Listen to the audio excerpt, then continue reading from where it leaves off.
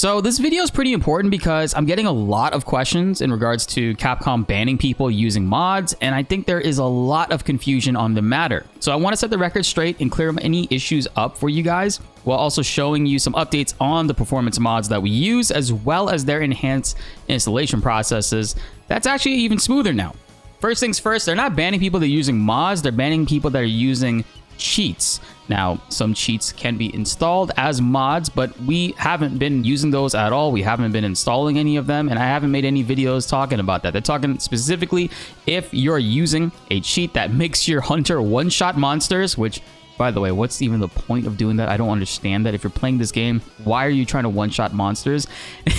And also, mods that alter rewards that you get from completing certain quests, like boosting more money or like decorations and all that stuff. It's kind of silly that that even exists. They kind of lay that out here too. They basically say that in regards to fraudulent activities using cheats and external tools and stuff, they specifically will be cracking down on those who are using this to manipulate the leaderboard system within the arena quests. Arena quests now have time challenges, and there's a lot of people on the top of the ranks with 0 seconds done challenges, which are ridiculous. And they're asking people that if you come across people that are cheating in your lobbies, if you're playing that game mode by any chance, to report them, to make sure you do, because I mean, this is kind of harsh right here.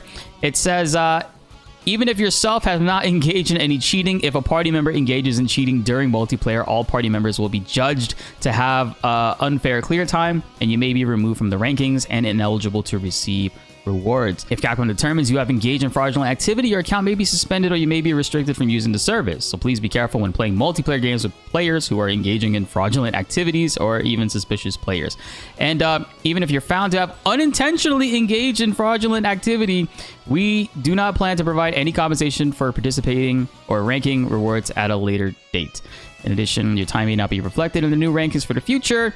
And also, if you notice any obvious fraud, report it to the management team using the report tool in the game on Hunter's profile screen. So basically, it sounds like it's kind of harsh right there, but arena quests are in a weird spot right now. Don't queue up with randoms in that. Play with your friends, and also SOSs, and I don't even know if the rewards are that crazy good right now. But yeah, I want to clear that up for you guys because a lot of people are saying that they're talking about mods. And no, the performance mods that we've been using, that we've been talking about, that we've been installing, half of them aren't even mods. They're tools that the game already has within it, but outdated versions of it, and we're just updating them. Speaking of which, they're actually removing the ability to have to use one of those. The recent update for Monster Hunter Wilds, they made some improvements to VRAM usage, which is true. I have about 1 gig less now overall VRAM usage. I used to get over 6 gigs used. Now it's about 5.38 gigs used, which is better, but still needs a lot of work. And the direct storage version has been upgraded, which they have already done for us. If you already did this, you're good to go. If you already updated your game today, yesterday, or whatever, you're good to go. They've made it so that the direct storages have been fixed. The game definitely has way more problems than this, and I hope will be addressed sooner than later. But now, let's talk about the mods. So a lot of people are asking, hey, do you have to update the new RE framework if you had the previous one in order to play the game right now? And honestly, no, you don't have to update it at all.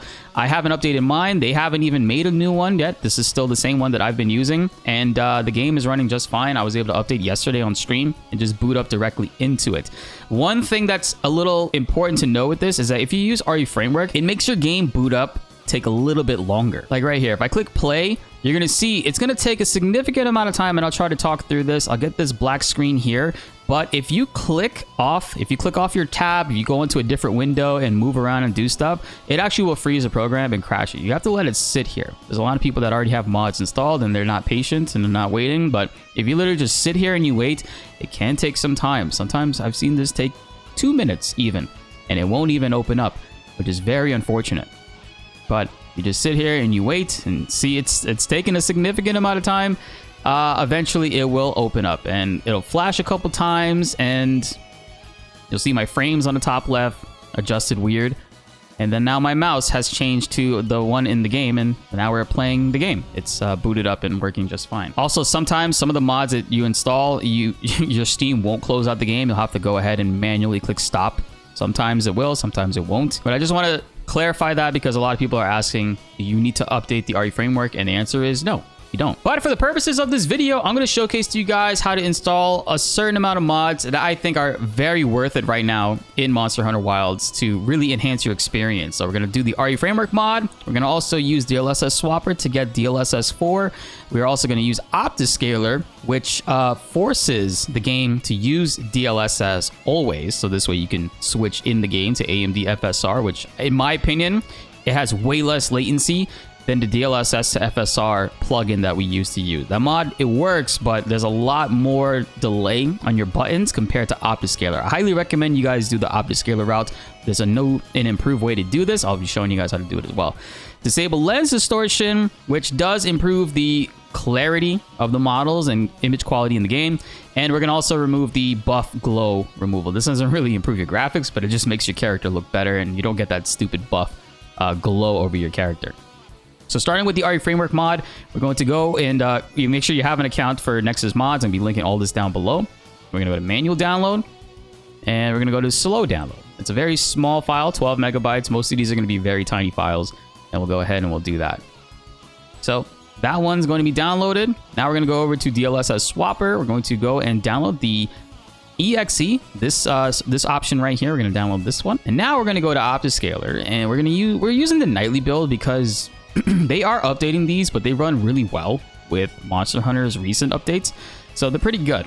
We're going to download this version right here. It might change in the future, but I promise you all the files are still going to be the same way this time around. They have a much more streamlined way to install them. So now we're going to go to disable lens distortion script.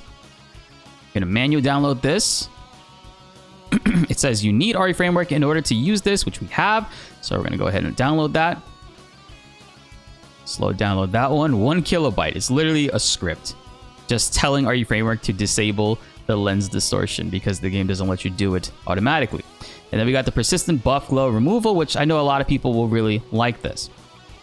And if you guys really want to do the layered weapon mod that we've been using in our previous videos, I have a video already on how to install that. I'll be linking that down below for you guys to check it out. So now we have our list of mods, and let's go ahead and set up our page. So now we're going to go into Steam and we're going to find Monster Hunter Wilds. So we're going to right click it, go down to manage, browse local files, and these are our files right here. So now we're going to open it up to the side, and actually let me adjust this so I can see things a little bit clearer. We'll keep that window there. So the first thing we're going to install is RE Framework. We're going to open up RE Framework, and it's literally this dinput8.dll file. I'm just going to drag that into the base folder of Monster Hunter Wilds. It's going to ask me if I want to replace it because I already have it installed. So I'm going to click yes. For you guys, it'll just drag and drop just fine. Now we're going to go to DLSS Swapper. We're going to open up this program here, and I'm going to be a little bit more thorough with this program to make sure everything is working properly. It's the best way to do it. So we're going to go to this icon. This is library here. We're going to DLSS. You're going to hit the download icon. It's not going to look like this for you guys. Hit the download icon over 310.2.1. And while you're at it, for our 40 series and 50 series users, we're going to download this one right here, the 310.2.1. Download that as well. We're going to go to FSR 3.1. This is very important. You need this in order for the frame generation to not have a ghosting effect. You're going to download this one, the 3.13, and we're going to go over to FSR 3.1 Vulkan, and we're going to download the same 3.13. Now, on the top right over here, you're going to go to this Export All button. We're going to hit that, and I'm going to save it somewhere just so we can have it new. We're just going to call it new DLSS Export Swapper. So what that basically is doing, it's zipping all the files together, so this way we can go ahead and use that. I can close out DLSS Swapper, and now that I have that there, open it up, and we have a couple things we want to drag over. So the DLSS, we're going to take the 310.2.1. We're going to take that, we're going to drag it in here. It's going to ask if I want to replace it. Click yes. We're going to do the 310.2.1. You could still do this, by the way. I said this was for 40 series users, but you can still do it if you have a 30 series. It's fine. I do it myself. We're going to take the AMD, put that in there, and we're going to take the Vulkan, and we're going to put it in there. All right, so those files are good to go. Now we're going to take Optiscaler, and this is where things are a little bit different than our original video was. All we need to do now is take these three files right here, Optiscaler setup, Optiscaler.dll, and Optiscaler.ini. We're going to take all three of those from here. I'm using a program called WinRAR. You can use WinZip or 7-Zip, whatever it is you want. And take these three files, and we're going to drag that into the directory for Monster Hunter Wilds. And click replace if you need to replace it. I already have them. That's why it's telling me that. Okay, now that we've done that, we actually just need to open up this Optiscaler setup.bat file. I'm going to double click it. It's going to say stuff like Windows protected your PC because it is a third-party program. It's going to think that it's a virus, but it's not. I'm going to click that more info and then run anyway. And it's going to bring up this text, this command prompt right here. It's going to say choose a file name for Optiscaler. The default is dxgi.dll. Personally, for me, I feel like dbghelp.dll works very flawless. So I'm going to press 4 and press enter. It's going to ask, what GPU am I using, AMD or Intel? Press 2 if you're using NVIDIA. I'm using NVIDIA, and that's it. Now, the other options besides DBG help, you can try whichever one out. If you're having issues where the game isn't booting up for whatever reason, you can try changing this DBG help file to any of the other names, dxgi.dll, version.dll, any of the other ones that appeared there. Okay, we are almost done. Now we're going to open up the NVIDIA app. This is where your drivers for your NVIDIA graphics card and all that stuff are located. We're going to go into this and we're going to go to graphics on this left tab here, program settings. We're going to find Monster Hunter Wilds. And I do recommend if you have if it's already optimized, I do recommend you disable NVIDIA from optimizing Monster Hunter Wilds. There should be a wrench here that should say revert. Click the revert button. Don't let it optimize on Monster Hunter Wilds. As a matter of fact, don't let it optimize any of your games. Just do it yourself. What we're going to do is we're going to scroll down to driver settings while highlighting Monster Hunter Wilds. And while we have it highlighted, we're going to go to DLSS override model presets. We're going to click on this. We're going to change this to the latest. And we'll go a step further and we'll go to this option here and change it so that the super resolution is using, well, you can put the latest DLSS right there to allow it, but I'm just going to select it manually, which is preset K. Click apply, and that's it. You're done with that. Doing this doesn't force DLSS for some games. In Monster Hunter Wilds, I noticed that if you do it, it still reads DLSS 3.7 instead of 3.10.2.1. Now, in order to install the disable lens and persistent buff glow removal, you do need to boot up Monster Hunter Wilds at least once. So make sure you guys go ahead and you do that. Boot up Monster Hunter Wilds once. Let it start up, go to the menu if possible. This way it can create the RE framework folder here, because now to install, like once you get this folder here, we're going to open up disable lens distortion, and we're going to take this RE framework folder and we're going to drag it in here. It's going to ask if you want to replace files in the destination, or if not, it'll just automatically take it over and put it in there. Same thing for the persistent buff glow. We'll take that and we'll drag it in there.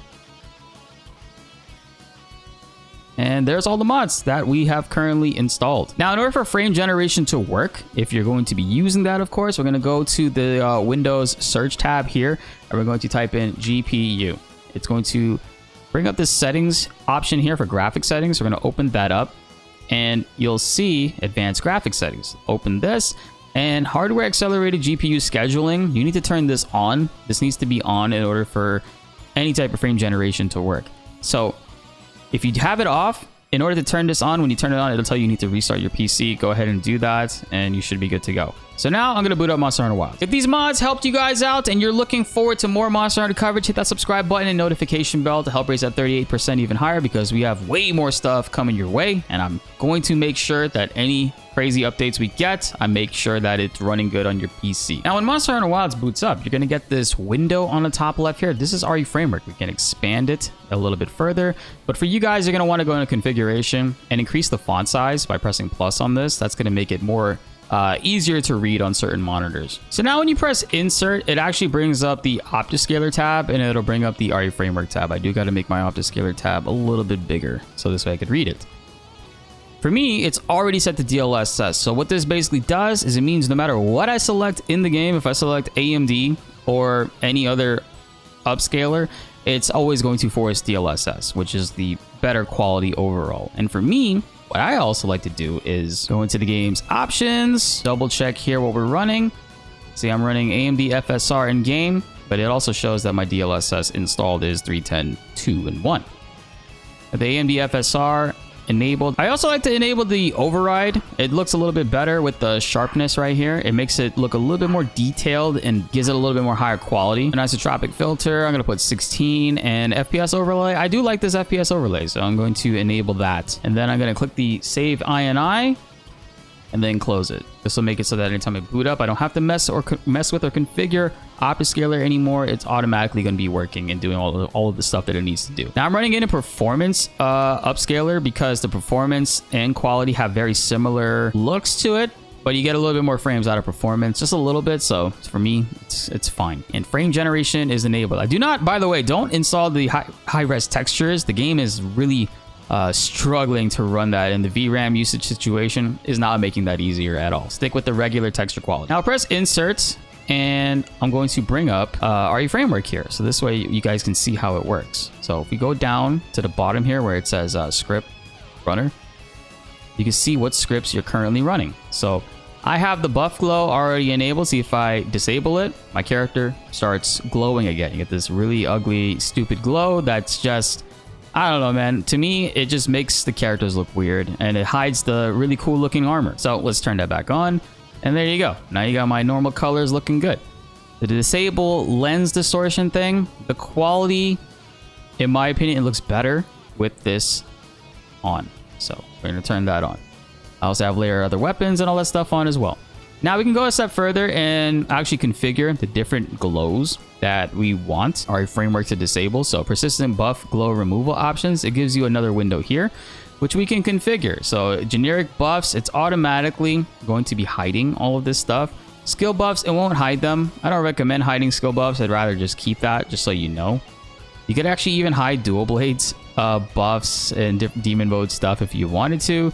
Palico buffs, debuff stuff here. There's all kinds of different things that you can change and do. They updated it recently because Bubble Blight has been added to the game, so they had to update it to add that option. So yeah, that's RE Framework in a nutshell. Now your game should be looking good, running smooth as butter, and also performing very, very well. Now if you install these mods and you're running into issues and nothing that we can do troubleshoot wise is helping you guys out, this is how you remove it. I highly recommend in your Monster Hunter Wilds folder, you sort the date by the most recent, and you're going to delete all of this stuff. You're going to delete Optiscaler log. You're going to delete the RE2 framework log. You're going to delete the RE2 framework config, RE framework UI, Optiscaler.ini, RE framework access files, the loose files, remove Optiscaler, D-input 8, RE framework crash, any mod info INIs if you have them, the DBG help. We're looking for anything that has RE framework in it. You can leave the DLSS files. These don't need to be removed at all. They don't do that. It's actually with the game. You're going to delete the RE framework folder, and you're going to delete this underscore storage folder. You delete all that, and mods will be fully removed from your PC. Mods will be fully removed from your game, and you should be able to run it smooth sailing. If you guys are still running into really bad crashes for Monster Hunter Wilds, I can't recommend enough the other video down below, the blue screen of death. Even if you're not getting blue screens, you're still getting crashes in the game. I highly recommend you follow the steps in that video. It really dramatically helped out my game, and I haven't crashed at all since I've actually started running that. I highly recommend it. It's basically disabling any of the E-cores on your Intel CPU. If you're running into any other crashes on AMD, I'm sorry, I don't know how to help you.